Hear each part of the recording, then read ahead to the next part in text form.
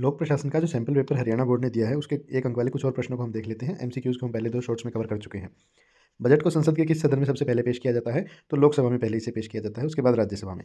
नियंत्रक एवं महालेखा परीक्षक का कोई एक कार्य लिखिए, तो इसके बहुत सारे कार्य होते हैं। उनमें से एक सबसे प्रमुख कार्य ये है कि ये हर वर्ष सरकारों की जो लेखांकन रिपोर्ट है, उसे उनके समक्ष प्रस्तुत करता है और पूरे देश की वित्तीय रिपोर्ट को राष्ट्रपति के सामने प्रस्तुत करता है। लोक निगम की कोई एक विशेषता लिखनी हो, तो लोक निगम को एक विशेष कानून के द्वारा स्थापित किया जाता है और इनका कार्य संचालन जो है वो निजी उद्योगों की तरह किया जाता है, ना कि किसी सरकारी विभाग की तरह। अखिल भारतीय सेवाओं की भर्ती कौन करता है? तो संघ लोक सेवा आयोग यानी कि यूपीएससी जो है वो अखिल भारतीय सेवाओं की भर्ती करता है।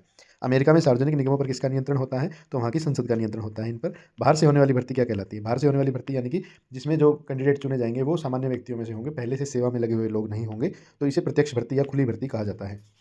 यहाँ ये अभिकथन और कारण वाले कुछ प्रश्न भी हैं, 1 अंक में ही दे रखे हैं ये। ग्राम पंचायत का कार्यकाल 7 वर्ष है और जिला परिषद का कार्यकाल 5 वर्ष है। तो इसमें से अभिकथन गलत है। ग्राम पंचायत और जिला परिषद दोनों ही 5 वर्ष के लिए काम करती है। तो यहाँ पर आर सही है, परंतु ए गलत है। ऑप्शन बी इसका आंसर है। अगला है सार्वजनिक निगम कानून द्वारा स्थापित नहीं होते, ये अभिकथन है और कारण दे रखा है सार्वजनिक निगम सरकार को अपनी आर्थिक नीतियों को लागू करने में सहायता देता है। तो पहली लाइन अपने आप में गलत हो जाती है, अभिकथन गलत हो जाता है क्योंकि इन्हें कानून के द्वारा ही स्थापित किया जाता है और ये सही है कि ये सरकार की आर्थिक नीतियों को लागू करने में सहायता देते हैं। तो यहाँ भी आर सही है, परंतु ए गलत है, तो ये इसका आंसर हो जाएगा।